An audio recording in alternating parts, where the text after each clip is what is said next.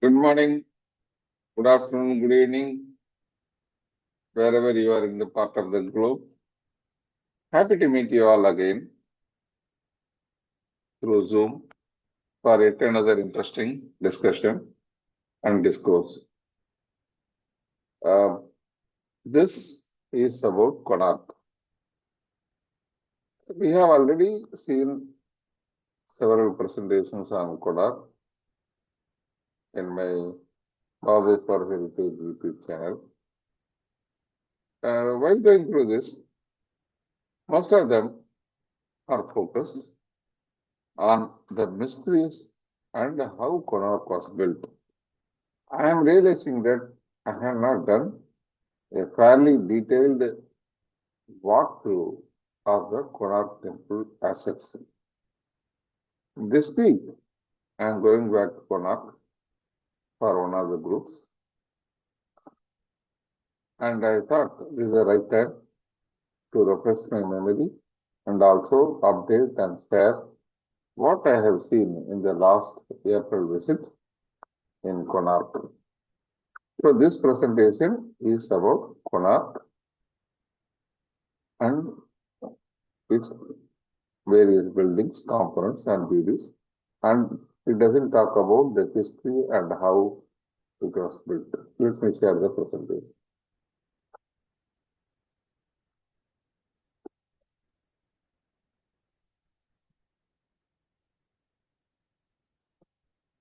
So this is primarily on Konark as a temple. This is one of the ultimate temples in India, and it is a superlative temple. And in a way, it is very interesting to know that this has surpassed so many records and so many boundaries and created new heights.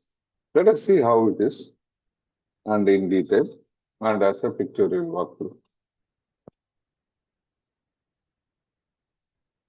To prepare this, I should give thank and refer to so many people who helped me in this. First of all, Tamil Heritage Trust, its mentor, Professor Swamnath and others, and also the knowledge I acquired during the site seminar 2017 preparation to the Orissa and related areas. And also, when we went there, at that time it was under cleanup and the entire thing was covered in scaffolding. Now, after 4 years, ASA has cleaned up and now it is beautiful. And the latest photos without scaffolding are fantastic along with the area 14.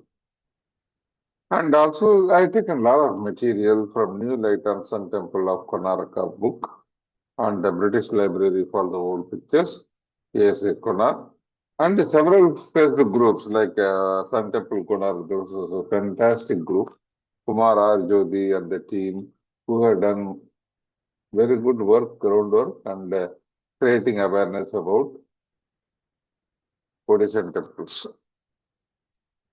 Wherever it's required, I have given particular videos. So I used New Light by Ebenezer Sadasivarat as a primary story, and also for content from Thomas Donaldson book and the archaeological survey. Some of the detailed engineering content is also derived from Anil Dey's detailed, beautiful book on Sun Temple. And you should read the Hindu temple art of Orissa Ganga Monarch by Thomas Donaldson and Black Pagoda by K.S. Beha and others. So that will be really interesting. So when we talk about Konark, Konark is the pinnacle of Kalingan architecture, a totally new branch which they specialized in customizing the Nagara architecture into a totally different form, its own shilpasastras, agamas, its own vocabulary, its own measurements, and its own style of sculptures and other beautiful impediments. So let us see a simple overview of what Konark is about. So Konark is a temple for sun god, but the Western version. So he stands with the boots and other things, unlike our traditional way. If you see this, he stands with the full pant and boots and other, like more of an Iranian style. This is a World Heritage Monument. It's named after Arka and Kona. The technical name for the temple is Padma Kshetra or Bhaskara Tirtha. If you see the history, it was originally said to be built by Sambhak, son of Krishna, and commissioned by Magas from Sakadiba, that is from Iran, and it is referenced so in Sambhav, Bhavishya, Varaha, and Skanda Purana. When we talk about Vishnu Purana, it talks about Odisha with the 4 kshetras of Vishnu named after 4 weapons. So Bhubaneswar is for Chakra, Puri is for Shankha, and then they say the Shankha beach is there, Virajpur after Gata, there's a female one, and the Konarka after the Padma. So that's why it is named as Padma Kesari Deula. So that is a Padma Kesara temple. Brahma Purana highlights Utkala with 4 great religious centers. Again, the triangle. Ekambra for Shiva in Bhubaneswar, Puri Vishnu, Viraja Jatpur for the Viraja Devi, and Kona Vidya for Surya. So, since time immemorial, this has been one of the religious centers in the early world, and unfortunately, it went into oblivion somewhere around 16th century. When you talk about Konark, like I said earlier, it is a superlative. Everything is superlative about it. This is the overview of a beautiful temple. What we see is only around 30-40% of what was the original Splendour. Even that is fantastic. When it was built during 13th century, it was the tallest temple, Vimana, available at the time, around 240. And it was the largest Surya temple and the largest chariot type of temple with 12 plus 12 wheels, 12 sets of wheels, and then 7 horses, looking like a Ratha. We also have a Ratha in India, in Tamil Nadu, in Merekadappa, but it is small. But this is huge. The only temple with the documentation of construction. There is another unique point, where the 12 years of construction was fully documented with how it was done, what kind of people were involved, what is the cost, and what are the key challenges they faced. And again, this is one of the temples where it is full of mysteries. People were not clear how it was constructed, how it was completed, whether it was completed, whether it was in worship. And it was said as a black pagoda, and it has got mysterious magnets, and then it had huge magnet here, it was stuck. There are so many magnets. I have a separate presentation on the mysteries and myths of Konark and how it was built. You can see that video to see the details. And again, in a land of temples, the state of temples is the only one UNESCO monument we have in Odisha.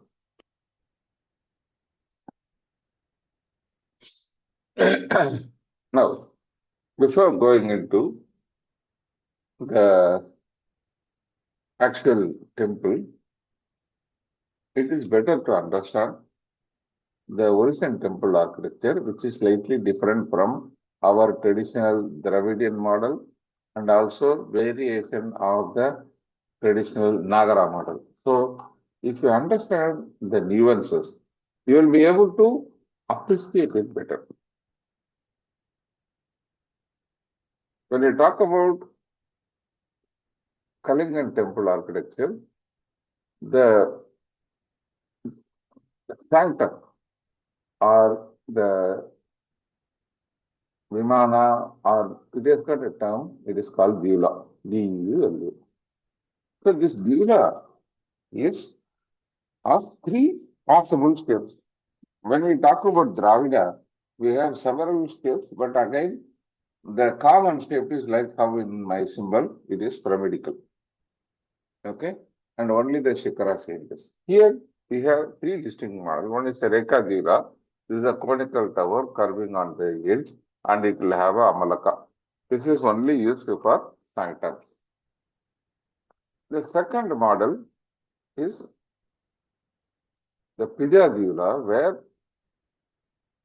up to the wall, the design is same. And when it comes to the Shikara, again, a word of caution. When I use Shikara in Dravida version, this means only the bulbous thing here. Whereas in Northern architectural language, Shikara means the entire superstructure. So here the superstructure is different. It is like a South Indian pyramid, but in terms of instead of having auras with small temples, it is flat like your tiles kind of one pyramidal situation. So this is used primarily for mandavas like Jagmohana, Natya, and Bhogamandapa. We'll see later about this. And the third variety is for tantric, where we use the Shakti temples. They use this kind of so you can see South Indian people, you can see the resemblance here to our gopuras. It is a rectangular structure with a rectangular body rising with impediments, and then you have a wagon roof kind of a cylindrical top with showpiece ornament. So this is normally used for Sakta and Tantric temples. So this is the three options in which the sanctum can be structured. Now coming to the number of buildings we typically have in a Orison temple architecture. Here, the first building is Garbhagraha, the sanctum, which is normally in Rekha, or for Devi temples, it will be on Kakra model.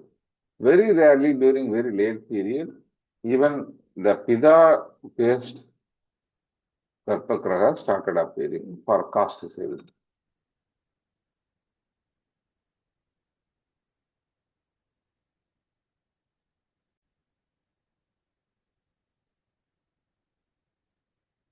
So the next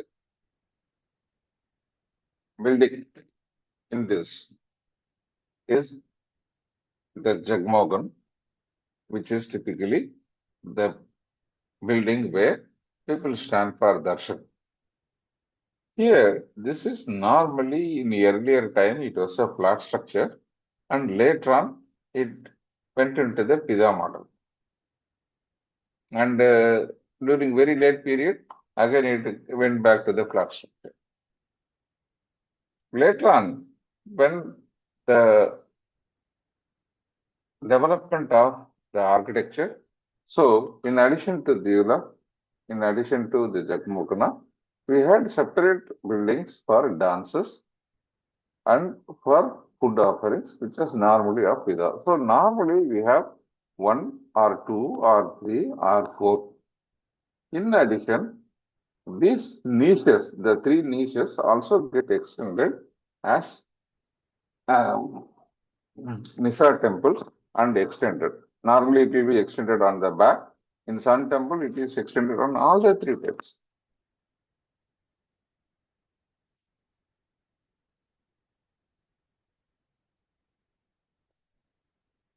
Now, when we talk about Kalingan Temple Architecture, this is a variation of Nagara, where in a typical Nagara temple, this is a banana or con, where the alignment is vertical and it is a conical curvilinear shape. Typical Nagara goes in a full steady curvilinear, whereas in later Kalingan related temples, it goes through a straight and curvilinear only at the top. This is primarily to ensure that if you have a simple curvilinear, it will come like this and it will stop here. So to have increased height and other things, one method is they increase the height and then only in the edge they started curvilinear stuff. And also the Amalaka is very big, not flat, and it is bulbous. And the Pidama, the variation is that in addition to the Amalaka as a Shikara, it also has a Gadda as a Kalasa. In addition to the small Kalasa here, there is a huge bell kind of a member here. This is unique for Pidadila, which is not there in any of the North Indian temples. So, like our South Indian one, it is split into three areas. One, Pada, Chapra or Ganti, and the Shikara part. So, this is again split into Pista, which is called as your pedestal, and your Adhisthana, and your wall, and your Prastara, and you have many number of bhumis. There, the vertical alignment, which is unique to North Indian temples, it can have only one flat one or three. Here it is three, but in Konark it has got five. The central one is called Rakapaga, and the two side ones are Anardapagas, and then the corner ones are Konagapagas. So five parts are there. So this is how the Odishan temples are done. Now, before we go to the actual temple, let us go and see how it was originally. It was visualized, and then you will be able to understand the current one. From the manuscripts, Odisha manuscripts, architecture of Abhinaveswara, which is documented in 1610, when the full temple was intact, they had done line drawings of the temple, and this is how it looked like. We have the Deula here, and then Jagmohana joined together, and then we have the horses in front, and there is a lion also there. This is missing now.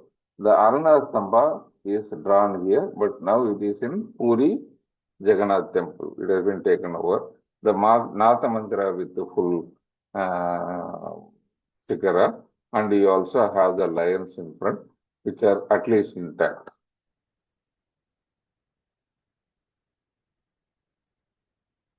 There are some other drawings in the same structure, which gives details, intricate details about how this temple is structured, along with the Gajasimha and other things. The problem is later on, the joint, after non-maintenance, the joints become loose, the Gajasimha fall down, and then it destroyed the alignment, and it become very brittle. So what we have now is only the Jagmohana, and the actual Deula is destroyed up to the ground level. So this is how it could have been in the earlier time. This is a visualization by Ramakrishna Kokala. When we compare the heights of contemporary temples during that time, your Lingaraja temple is 180 feet. When you come to Puri, it is 210. Rajarajeshwaram is 220. When it comes to Konark, Deula, based on the calculations and the Shilparatna definitions, they project the Deula to be 240 feet, which is the tallest temple at that particular point of time in South India, and it is still continues to be the tallest one till 16th century, where the Chadurbuj temple came in at around 300 feet. Compared to this, in 12th century, Bhoja dreamed a grand temple, but he was able to build only the Shivalinga and the enclosure, Sanctum enclosure, and he stopped at that. That itself was so huge. And no, very famous temple architect, Adam Hardy, worked out the calculation based on a Samaranga Sutradhara rules. And for Bhumija temple, he calculated this to be around 350 feet tall, a huge temple. But it never materialized. This materialized but damaged, and our Rajeshwaram stands tall along the Lingaraja and Puri.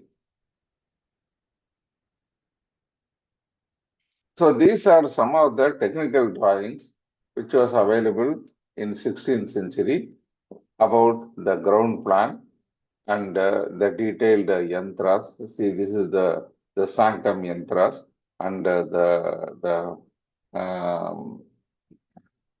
Jagmohana related, where we had 4 central pillars and then pathway, and then you have the passage, and then you have the Natamandira with its 4 pillars in the begin, and all the chakras. So it was in existence in a grand road, and this is an artistic visualization of how it could have been. This is the Deula which is existing, and all these are fully. This was the old Sun Temple, and it had 4 grand entrances.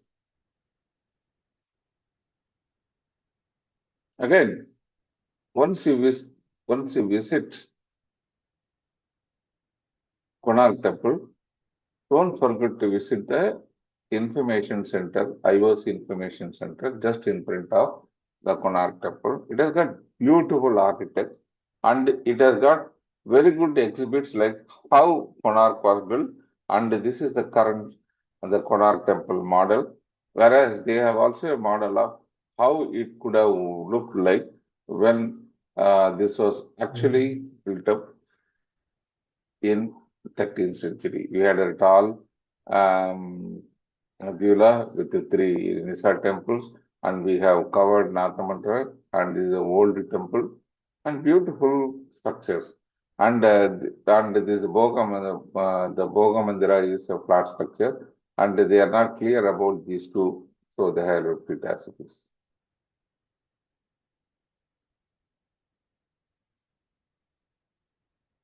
Now, having seen the original Splendour, let us see what remains today. What we have today is only the Natamandira, the Bhogamandira, the Jagmohana, which is fully sealed, we can't go inside. The Deula, only ground floor is there, and the old Sun Temple, Vishnu Temple is there, and a lot of beautiful sculptures, the Gajasimhas, the elephant and horse in the gate, and fantastic Navagraha panels are there. So we will see one by one. So this is how the Konark temple looks when we see it from a bird's eye. We can see the Jagmohana fully standing, and the Deula, damaged Deula on the back, and we have the Natamandira, and we have the Bhogamandira here, and we have the old Sun temple here. So what I have done is for your own convenience and for clarity, I have put label to everything, and let us walk through each one by one, and let us see. This is a recommended way of covering the temple so that you cover it in full. So when you enter, earlier it was full of stops. Now they have cleaned it up, and it is beautiful now. And this is the official entrance, very clean and comfortable. And this is how you see the first level.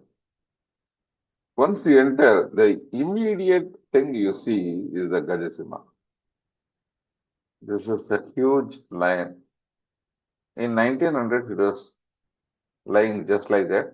What they did was they They thought otherwise, they are British officers, so they put it facing the temple, which was wrong. And later on, it was corrected facing the out. And this is how it looks like in the modern one. So according to Hindu mythology, lions resemble the pride, elephants the wealth, and the man below this is killed by these two. So once you are out of this, then you can tame the pride and the wealth, and then you can be the master of both. So that is symbolic. The other symbol is at the time Buddhism was large and elephant is a fairly good symbol, and Hinduism was represented by lion. So it is a metamorphism and at the time saying that the Hinduism is reigning over.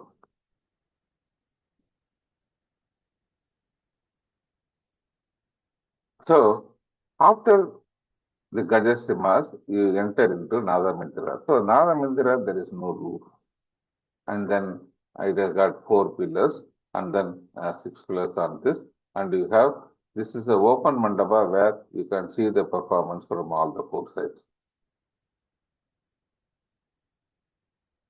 So this is the line drawing of Natamandira, which was there in the temple manuscript, which was documented in 16th century, 17th century.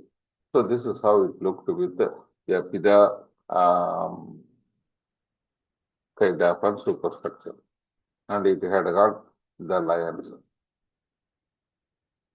So it was based on a yantra where the central 4 pillars splits this into 9 houses, and each area the relevant proper setup is there. So in one corner there is a makeup room, one corner there is a restroom, and this is central performance like that. And this is how it looks. So this is a juxtaposed image where this is not the superstructure. We would have had a superstructure like this. This is the Natamandira with the superimposed view of Jagmohana on the back. It's a photographic illusion.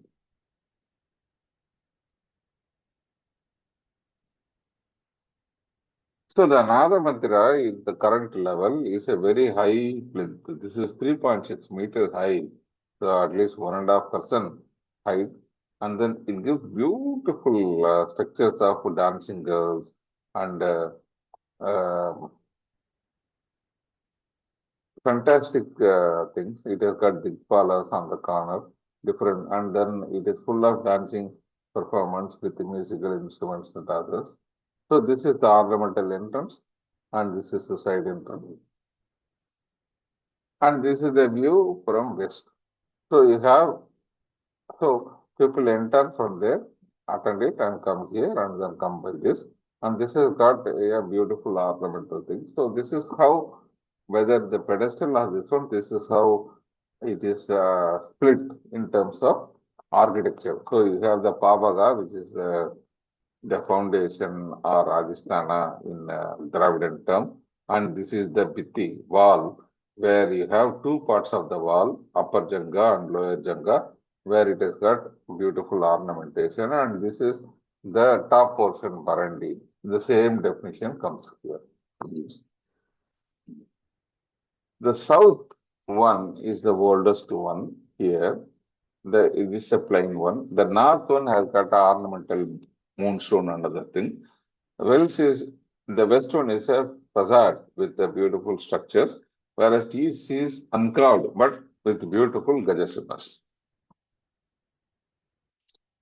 In the lower end of pedestal, which is called Pista, we have fantastic ornamentation, very fine ornamentation, and with a row of Kakaramundi. Kakaramundi is small miniature temples like our Sala miniature shikaras in our Dravida model. So it has got 2 pilasters and then woman portrait in various poses, and there are some ascetics there.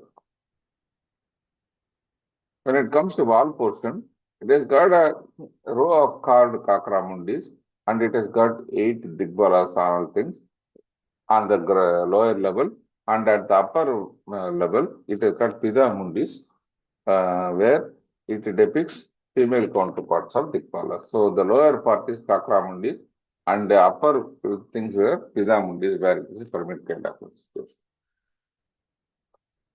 When it comes to the top, it has got 12 pillars, 4 large pillars in the center.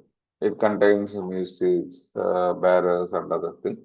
The recesses contain lion rampart in the side, and there is a staircase to go to the upper level also. So it is a fairly advanced with its own green room, its own restroom for the dancers, everything concealed within the pillars. Now, having seen the Natamandira, let us come down by the steps, and as we walk, we see the upas. What is upas?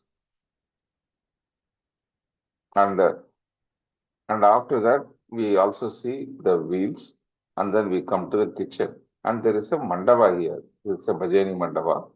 And this is how it is. So this bhajani mandapa is like a performance mandapa. By seeing it, there might be dances and other things where people see it. In the front, you see the yupa, where you can see the sacrificial pillars where the horses would have been tied. And this is the puja enclosure, which is normally used for the initial consecration kind of functions. As you go further, you see a large structure, which is actually the Bhogamandapa. Normally, in other temples like the Bhubaneswar temple and Puri temple, it is in line. Here, maybe due to the distance or for convenience, due to the South Indian Shastras, where the kitchen is always at the southeast corner. So this is how it looks. It doesn't have the entire building is lost, but the pillars and the basement and everything is available. And it is a huge one with a very good infrastructure. So that is the reason for keeping it in Agnimula in the northeast corner. And there is a well also here on the bottom left corner, which is used for the puja as well as for the cooking purpose. So having seen this, and we also have one more thing called Parayatra Mandava, which is a separate, the name sources. We may need to know a little more to understand what kind of functions it is doing. So this is to the right of the kitchen and the well. So having covered, let us walk through this and see what is in them. We have the horses here. So this is on the south entrance. The south entrance, this is the lion entrance on the east, and the south entrance is normally denoted as a Aso. So it is a horse entrance. So to denote this, there is a pair of beautiful horses and a person. These are all war horses. Their persons are trying to tame it. At the same time, it is trying to kill all the warriors. So this is how it looks from a different angle and close up. So this horse, it is assisting the archer. At the same time, it is also killing the other rival soldiers by its hoofs. Beautiful depiction. And this is the government Odisha symbol. And it has been figured in stamps also. So now having covered, let us enter into Jagmohana. Before entering into Jagmohana, here the stairs contains 3 plus 4 horses in the front and a set of 24 wheels, 12 on one side and 12 on other side. So let us see what the horses look like. So this is the horses. So the horses have been made contribution, our Muslim invaders and our children who take photos, not only children, even adults take photos on this. So over a period it has been destroyed. Now we have a barrier. Even then people go to the other side and climb it. So our innovations are countless in destroying our heritage. So this is named after hues of colors reflected by planet. It is Rochika, Mochika, Sukla, Pita, Rakta, Neela, and Indranila. This is colors of rainbow. And this is how it looks. At least it was the earlier picture. Now it is damaged. See, this portion is missing. And they have done this. I don't know how long this is going to remain. Other side is totally damaged. This is horses. Now, if you visualize this as a huge Ratha temple with the 24 wheels, let us see how the wheels look like. So, this is got a 12 sets of wheels on both sides and named after 12 rasis or months. So, this is Meena and bottom is Sanskrit and top is your equivalent Latin names. So, Meena, Kumbha, Makara, Dhanu, Richika, Tula, Kanya, Simha, Karkada, and Mithuna, and then Mesa, Purusa. So the 12 rasis are there. During earlier time, puja used to be performed for each wheel during the particular month and when the rasis.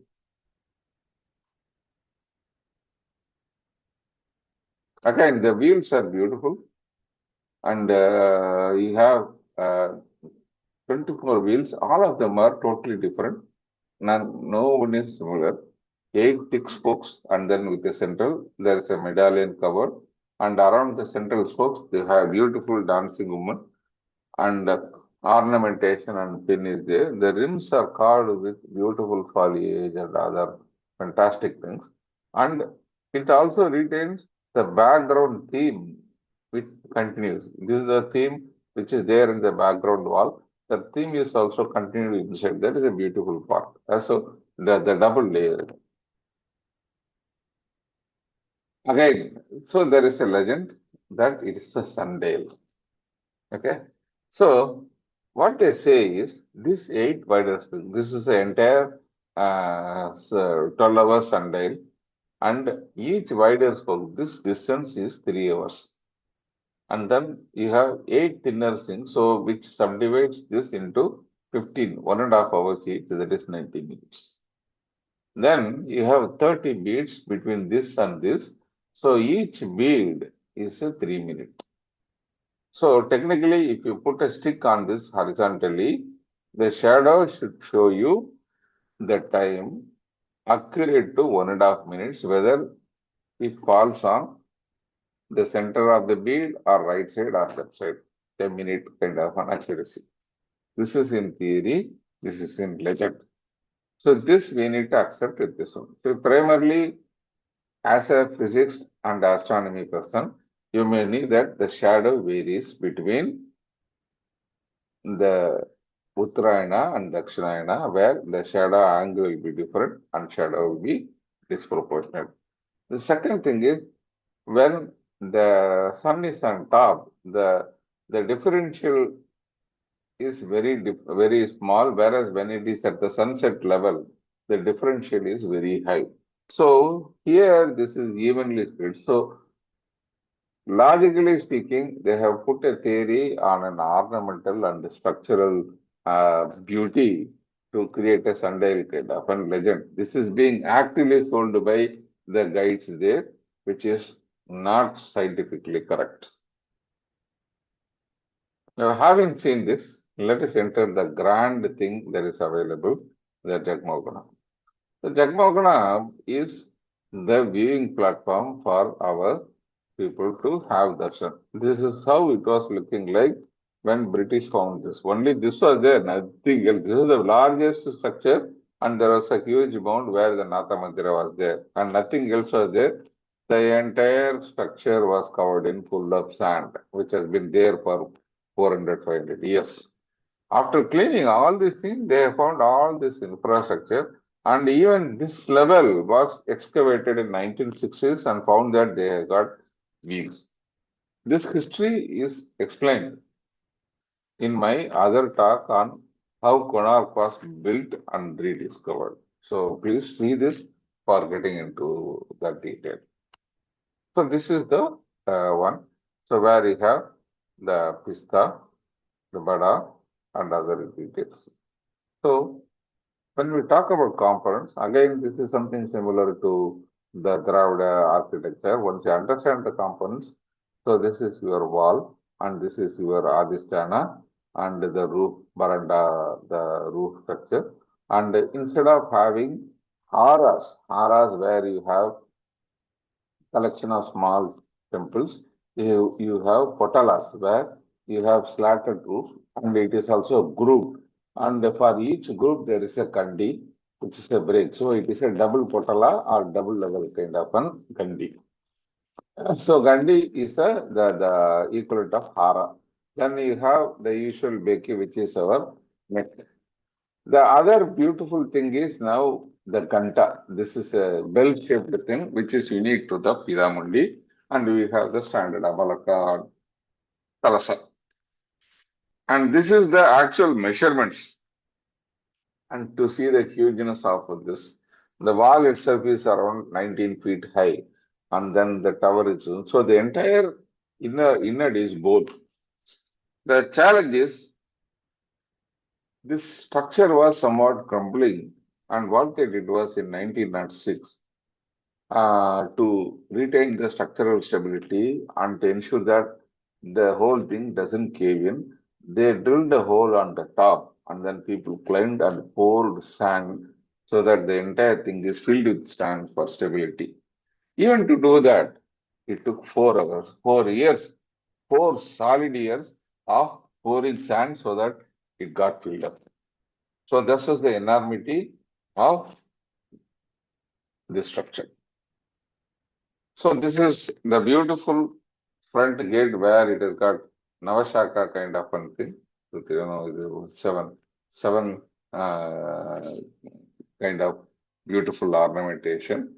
It is said to be sculptured by the Pandya sculptors who were strong experts in hard granite kind of stuff. So they have been taken as part of a contribution from the king Narasimhadeva's father-in-law, who is the Pandya king. He has sent a contingent of Pandya sculptures. So they worked in the basalt rock, which was brittle, and then they couldn't do very good stuff, having worked in granite for such a long time. So they have been reassigned to condylite and harder stuff, and they did jalakas and the fronting and other. So probably it might be the work of the South Indian sculptures also. So this is how it looks like in the inner based on a drawing.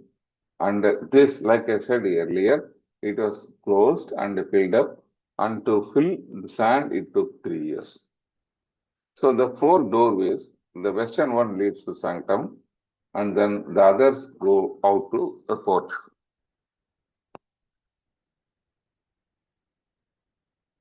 And this is a delight of sculptures. The pista, the base are the what we call as Upapida. This is huge, around 3.5 or 4 meters high, and it has got 2 levels. It has got the base Pavaga, where it has got a Kumbha, Kura, and then Padma, all these things. And it has got 2 bands of sculptural things separated by a bandana. So the wall is divided into 2 with the lower Janga and upper Janga. And we have got some very interesting sculptures which reflect the social life as well as historical events. So here we have the leaping lion Virala, and then here we have a warrior going with the family, the tribal love. This is happening here, the Naga couple. And here there is a delegation from Africa which comes with a giraffe. And here the Sutradhara, the main creator of this one, seeing from a balcony. But then there are so many stories along with Naga Nagulu. And it takes a lot of time to go through it. But again, beyond a point, you get overwhelmed. So some of the interesting things in a zoomed one. So this is where the delegation meets Narasimhadeva from Africa, and then they are bringing a giraffe. And then a warrior fighting lion. And Narasimhadeva worshipping 3 major deities. Can you identify the deities? This is the Linga, which is your Lingaraja, and this is your Puri Jagannatha, and this is your Mahishasuramartini, which is in Viraja. And he is also seeing the elephant fight. So this is how it was, the wall was when Britishers start renovating it, and now it has been cleaned up. And you can see this is the Adhisthana portion of Kumbhapura. Now you can understand how large it is by the human size. It is almost 2.5 human size. And it has got beautiful explanations about the royal darbar and others. And it has got lot of erotic sculptures at the upper level, and the lower level is for general audience. Upper level is typically adults only.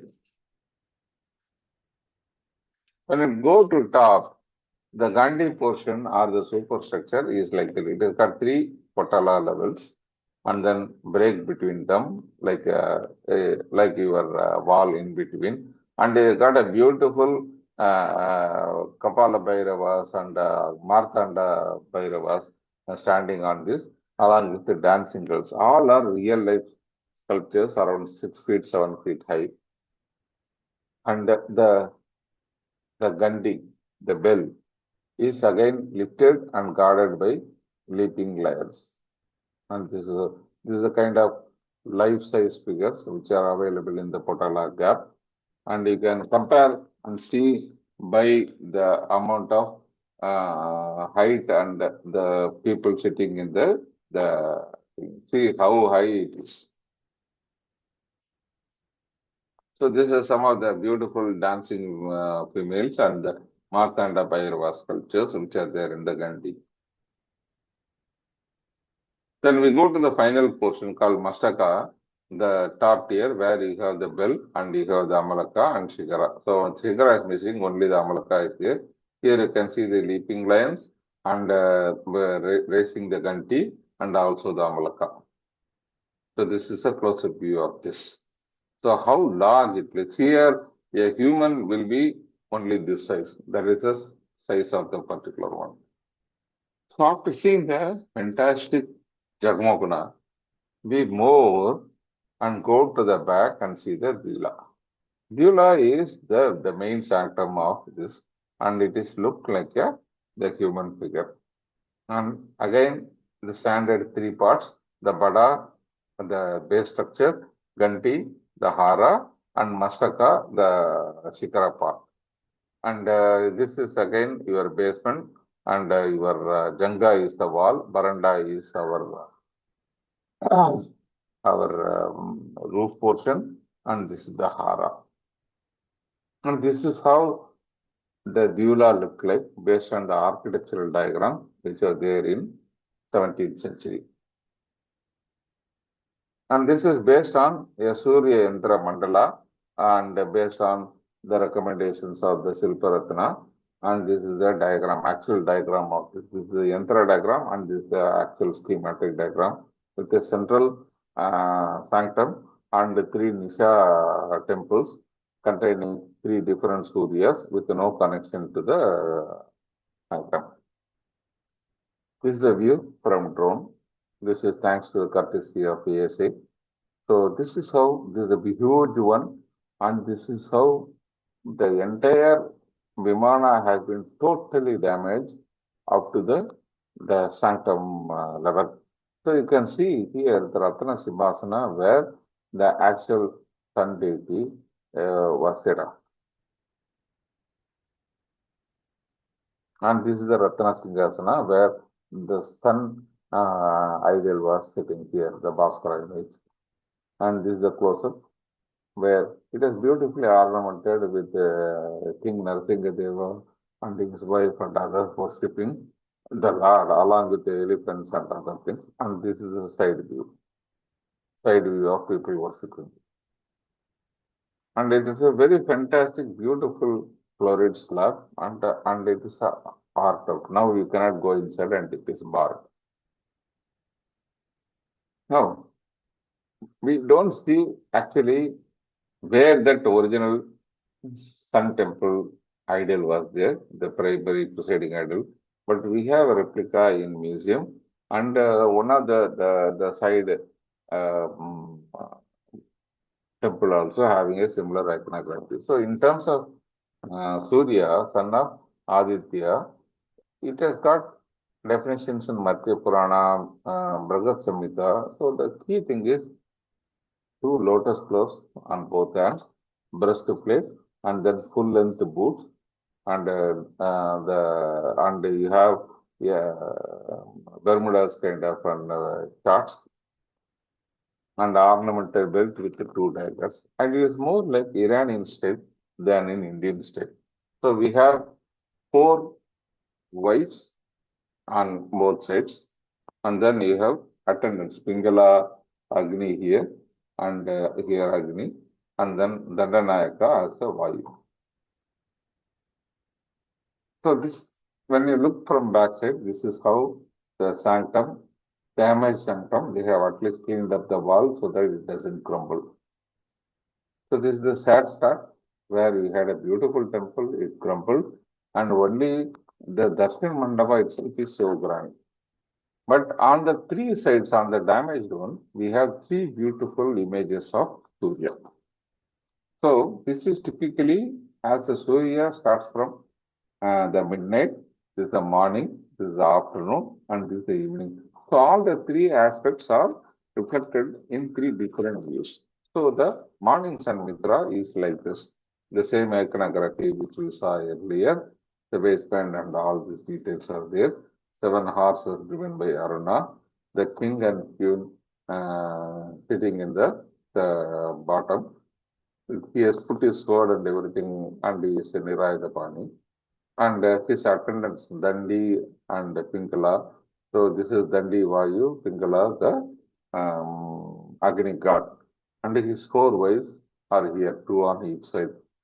And Brahma and Vishnu are on top. And beyond that, there are Vidyadhara. So it's a complete iconography, and the entire thing is done in chloride. So the two hands having the two Padmas, fully bloomed Padmas, has been shot up due to earlier Muslim invasions. So this is the morning sun in full energy. Now we come to afternoon sun, hot, busy, and again he is with full energy, the same iconography, and he is riding in 1 horse, and then the attendants are there, the wife is there, and Brahma, Vishnu, Vidyadharas, everybody is there. When it comes to the evening, by the time he's tired, almost everybody is tired. So he is riding a lone horse like this. And it is also not leaping, casually going. And he is riding on single horse and with the folded legs. And usually only two wives are there, others may be busy cooking or something else, and only two attendants are there. So this is another beautiful one. So having seen this and having seen the Sun Temple, before this there was a Sun Temple. The original Sun Temple, or maybe the one before that, which Krishna's son Samba worshipped, might have been a small one. At a later period, around 7th, 8th century, there was another temple, which was a Sun Temple. Probably they might have ceremonically buried the original idol. Now it is called Maya Devi Temple as one of the wives of Surya, and this is how it looks like. And this is the sketch of Mahadevi temple, which is explained in more detail here. And this is how it looks like. So there is no superstructure and beautiful carvings all over the place. And there is no ideal inside, only a later period Surya image. So Madhalapanji, the Chronicle of Puri, talks about Punarjanya setting up the initial temple and gave some grants on this. And also when the new temple was finished and consecrated, the old image was submerged in the ocean. And this temple was converted for Mahagayathri. So that is, but if you see iconographically, structurally, the possible devatas are not Shaktis in this temple, all are Surya images, exactly similar and designed to the ones that are available in the main sun temple. Door gods are similar to image. The styles and other things is 9th century Somanshi. So we can clearly assume that this is the old sun temple, which was converted as the Mahadev temple. And it has got beautiful gargoyles, one on a lion type of an elephant type of a gargoyle, which is fighting with one person and which is swallowing another person. And there is a crocodile-like gargoyle which is swallowing a huge fish. Fantastic chlorite artwork. So a little further, we also see a Vaishnava temple, which is of brick. They were rare. This Vaishnava temple and the Mahadev temple was found later in 1960 when the sand mounds were cleaned up. So that's why this brick structure is available intact to us. Otherwise, it could have been crumbled in the heat and the weather and salt. Here also, we don't have any sanctum inside, but we have put a sun image on this. Again, it's a beautiful big temple for Vishnu, and the iconography and some of the indications there points towards that. So, having covered the main temple, old temple, and this one, logically there should have been an entrance here, which is normally attributed to your Viagra lion entrance. It is not there, and it is not marked. So we come here, and then we walk all the way. We come to the north entrance, which is a elephant gate. This elephant gate is containing three huge war elephants. And this is how they look. They are having all the weapons on board and they are trying to trample and kill the enemy soldiers. They are logically supposed to be on the Vimana or Gopura on the northern entrance, facing outside, not facing the temple. But when the English people did the restoration, they thought they are praying for God, and then they put it facing. Logically, like the Gajasimhas, they should be facing outside. And this is how the elephant looks, huge. And the depiction is very fine, and it is also been figured in stars. After coming to this, we come to the Nyasa Mandapa, which is a huge mandapa here. And we don't know what is the purpose. It might be again for dance or performance. Next to it, we have a huge bodhi tree. This is called Arkavatra, where very beautiful, huge, vast one. And when we are seeing it in the sun, it is a very welcome refuge. What you find on the bottom is one huge slab, which is a small part of the roof lintel of the particular Jagmohana temple. You can see this in the next slide. This Navagraha lintel, see this size. And this is only 4 shaka. Technically, it is of 7 shaka or 7 band. It is only 1, 2, 3 bands. Imagine the size. On top of it, there is a huge Navagraha panel having 9 planets. In 1800, that Navagraha panel, which is on top of it, it was strewn. And then British people tried to take it to England by dragging. They couldn't drag it. What they did was, on the back, they cut this much thickness. Still, they couldn't do it. Finally, they left it aside. So, what happened is, later on, Indian government has taken it and it has kept it in a shed here. Before that, let us see the structure here. What is this masticate of the things? These are the iron pillars which are used in the central one to buttress and do cross balance between the two roofs. So that they don't fall out. They had advanced foundries to forge such a long wrought iron beams and high purity rust proof casting. So there is high purity one. How you come to know of this is that these bars were left in the open on 1800 once the temple is crumbled. From 1800 for 300 plus years they have been there, but it has not rusted a lot and it is still strong as it is. The structural integrity is there. This presence of the iron pillars and other things has created a lot of myths around magnet theory, saying that it had a huge magnet on top. The entire Bhaskara image was floating in the air due to the magnets and the iron here. There are a lot of myths, but it was not there because the pedestal is there, and in the pedestal, the image marks are there, and there are a lot of Abhishekam related water flow marks in the pedestal. So it is not suspended. So this is how we see the iron bars now. You can see that still they are in a very strong condition. They have not become brittle and they are beautiful even now.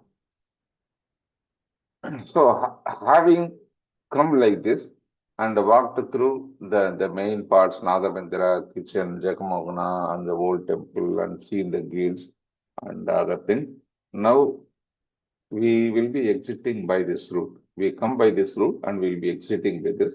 On the exit, there is a Navagraha shed. And this is how it looks from the exit. This staircase is beautifully constructed. What they have done is, instead of having a very sharp slope, this is an ASA innovation, nicely done. What they have done is, they have integrated the slope in the stairs itself in a nice way. It is a rare innovative thinking by ASA. And we come to the shed. This entire shed, this much length, we have a one chloride slab. This is the chloride slab which contains all the 9 Navagrahas and then they do puja on this. And this is the only area where worship is being handled. And it is a huge 20 feet long, 4 feet high and 7 feet width. And like I said, it was part of the Jagmohana lintel. It's a lintel beam and now it is kept. This is actually cut down. The back portion has been vastly reduced. Otherwise, it has been, the thickness would have been 10 feet and more. And this is a replica is cut up into parts and then it is available in British Museum. And it represents the 9 Navagrahas, Surya, Chandra, Mangala, that is Mars, and then you have Buddhan, Mercury, and then Brihaspati, and then Shukran, the Venus. And the last 3 are Shani and Rahu, the ascending node of the thing. It is shown with the only upper body, whereas the Ketu is shown with only a lower body, serpent. So this is how it is represented.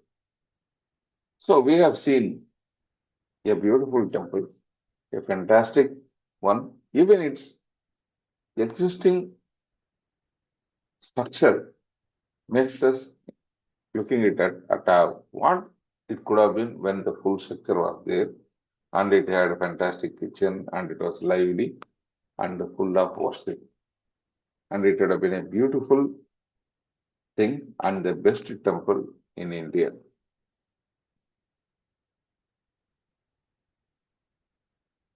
So thank you for walking with me through Konark Temple and seeing the fantastic details and the structures and the unique things about Konark.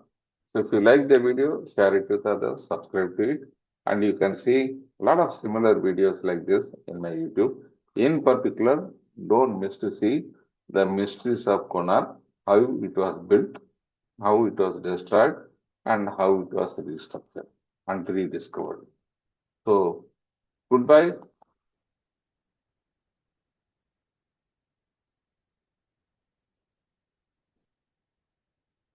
Good goodbye, and thank you for patiently watching this little lengthy video, but hope it is really enjoyable. And we look forward to connecting with you one more time on similar subjects in Babu Heritage. So subscribe to this video, subscribe to the channel, and if you like it, please put comments in the YouTube itself about what you like and what we could have done better in the YouTube channel itself. Your comments and suggestions are always welcome. Thank you and have a nice day.